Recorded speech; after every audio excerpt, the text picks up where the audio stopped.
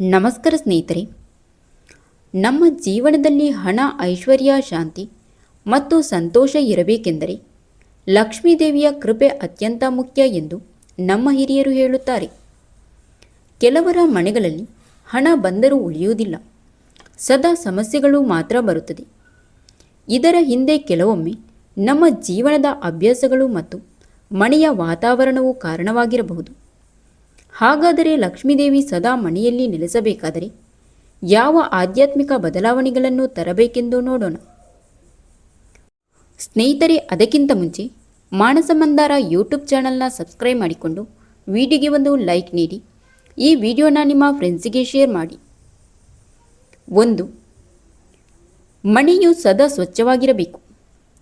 ಅಸ್ತವ್ಯಸ್ತ ಮನೆ, ಕಸ, ಧೂಳು ಇದ್ದರೆ ಅದು ದರಿದ್ರತೆಯ ಸೂಚನೆ ಎಂದು ಹೇಳುತ್ತಾರೆ. ಸ್ವಚ್ಛವಾದ ಮನೆಗೆ ಮಾತ್ರ ಲಕ್ಷ್ಮೀದೇವಿ ಬರುತ್ತಾಳೆ. 2. ಮನೆಯ ಮುಖ್ಯ ಬಾಗಿಲು ಸ್ವಚ್ಛವಾಗಿರಲಿ. ಮನೆಯ ಮುಖ್ಯ ಬಾಗಿಲು ಮನೆಗೆ ಧನ ಮತ್ತು ಶಕ್ತಿ ಬರುವ ದಾರಿಯಾಗಿದೆ. ಅದನ್ನು ದಿನಾಲೂ ಸ್ವಚ್ಛವಾಗಿಟ್ಟುಕೊಳ್ಳಿ. ಅಲ್ಲದೆ ರಂಗೋಲಿ ಹಾಕುವುದು ಶುಭ ಎಂದು ಹೇಳುತ್ತಾರೆ. 3. ಬೆಳಿಗ್ಗೆ ಬೇಗ ಎದ್ದೇಳುವುದು. ಬ್ರಹ್ಮಮುಹೂರ್ತದಲ್ಲಿ ಎದ್ದರೆ ಮನಸ್ಸು ಶುದ್ಧವಾಗುತ್ತದೆ ಮತ್ತು ದೇವರ ಕೃಪೆ ಹೆಚ್ಚಾಗುತ್ತದೆ.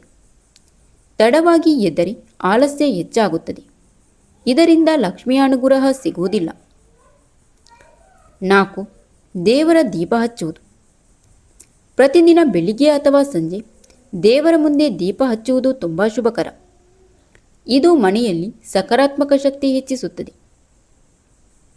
5. ದೇವರ ನಾಮಸ್ಮರಣೆ.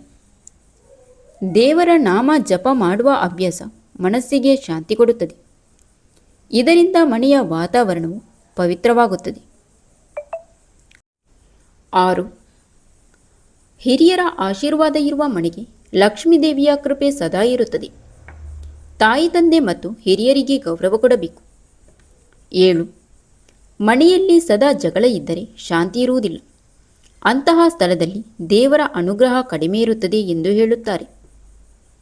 8. ಇತರರನ್ನು ನೋಯಿಸುವ ಮಾತುಗಳು ಮನೆಯಲ್ಲಿ ನಕಾರಾತ್ಮಕ ಶಕ್ತಿ ಹೆಚ್ಚಿಸುತ್ತದೆ. ಆದ್ದರಿಂದ ಸದಾ ಒಳ್ಳೆಯ ಮಾತು ಮಾತನಾಡಬೇಕು, ಕೆಟ್ಟ ಮಾತು ಆಡಬಾರದು. 9. ಬಡವರಿಗೆ ಸಹಾಯ ಮಾಡುವುದು. ದಾನ ಮಾಡುವ ಅಭ್ಯಾಸ, ಅನ್ನದಾನ ಮಾಡುವುದು ಪುಣ್ಯಕರ ಕೆಲಸ. ಇದರಿಂದ ಜೀವನದಲ್ಲಿ ಐಶ್ವರ್ಯ ಹೆಚ್ಚುತ್ತದೆ ಎಂದು ಹೇಳುತ್ತಾರೆ. 10. ಆಹಾರವನ್ನು ಗೌರವದಿಂದ ತೆಗೆದುಕೊಳ್ಳುವುದು. ಅನ್ನವನ್ನು ದೇವರ ಪ್ರಸಾದ ಎಂದು ಕಾಣಬೇಕು. ಅನ್ನವನ್ನು ವ್ಯರ್ಥ ಮಾಡುವುದು ಅಶುಭವೆಂದು ಹೇಳುತ್ತಾರೆ. 11. ಸಂಜೆ ಆದ ನಂತರ ಮನೆ ಸ್ವಚ್ಛತೆ ಮಾಡುವುದು. ಕೆಲವರು ಸಂಜೆಯ ನಂತರ ಮನೆ ಕಸ ಹೊರಹಾಕಬಾರದು ಎಂದು ಹೇಳುತ್ತಾರೆ. ಇದು ಲಕ್ಷ್ಮೀದೇವಿಗೆ ಅಗೌರವ ಸೂಚನೆ ಎಂದು ಪರಿಗಣಿಸಲಾಗುತ್ತದೆ. ಸಂಜೆ ಆಗುವ ಮೊದಲೇ ಮನೆ ಸ್ವಚ್ಛ ಮಾಡಿಕೊಳ್ಳಿ. 12. ಪೂಜಾ ಕೋಣೆ ಸದಾ ಸ್ವಚ್ಛವಾಗಿರಬೇಕು. ಇದು ದೇವರ ವಾಸಸ್ಥಳ ಎಂದು ಪರಿಗಣಿಸಲಾಗುತ್ತದೆ. 13. ಮನಸ್ಸಿನಲ್ಲಿ ಒಳ್ಳೆಯ ಚಿಂತನೆ ಇದ್ದರೆ ಜೀವನದಲ್ಲಿ ಒಳ್ಳೆಯದು ಬರುತ್ತದೆ. ನಕಾರಾತ್ಮಕ ಚಿಂತನೆ ಜೀವನದ ಶಾಂತಿಯನ್ನು ಕಳೆದುಕೊಳ್ಳುತ್ತದೆ. 14. ನಮಗೆ ಇರುವುದಕ್ಕೆ ದೇವರಿಗೆ ದಿನಾಲು ಧನ್ಯವಾದ ಹೇಳುವ ಅಭ್ಯಾಸ ಇರಬೇಕು. ಇದು ಮನಸ್ಸಿಗೆ ಸಂತೋಷ ಕೊಡುತ್ತದೆ. 15. ಬೆಳಿಗ್ಗೆ ದೇವರ ಸ್ಮರಣೆ. ಎದ್ದ ಕೂಡಲೇ ದೇವರ ಹೆಸರು ಹೇಳುವುದು ಶುಭ ಎಂದು ಹೇಳುತ್ತಾರೆ. ಇದು ದಿನವನ್ನು ಉತ್ತಮವಾಗಿ ಪ್ರಾರಂಭಿಸುತ್ತದೆ. 16. ಅಹಂಕಾರ ಬಿಡುವುದು.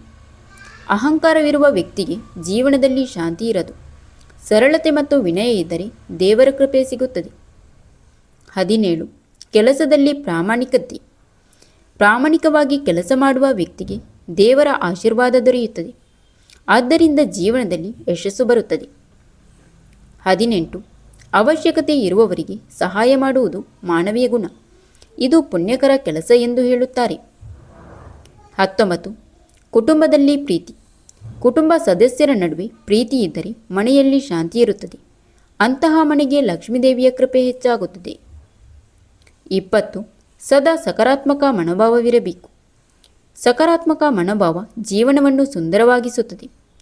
ಅಂತಹ ಮನೆಯಲ್ಲಿ ಸಂತೋಷ ಮತ್ತು ಐಶ್ವರ್ಯ ನೆಲೆಸುತ್ತದೆ.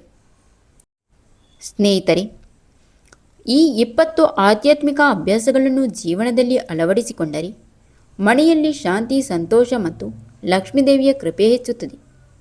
ನಮ್ಮ ಹಿರಿಯರು ಹೇಳುವ ಮಾತು, ಸ್ವಚ್ಛತೆ, ಒಳ್ಳೆಯ ಮನಸ್ಸು ಮತ್ತು ಒಳ್ಳೆಯ ನಡೆಯಿರುವ ಮನೆಯಲ್ಲಿ ಲಕ್ಷ್ಮೀದೇವಿ ಸದಾ ನೆಲೆಸುತ್ತಾಳೆ. Thank you for watching. ಸ್ನೇಹಿತರೆ, ಇಂತಹ ಯೂಸ್ಫುಲ್ ಇನ್ಫಾರ್ಮೇಷನ್ಗಾಗಿ ನಮ್ಮ ಚಾನಲ್ನ ಸಬ್ಸ್ಕ್ರೈಬ್ ಮಾಡೋದನ್ನು ಮರೆಯಬೇಡಿ.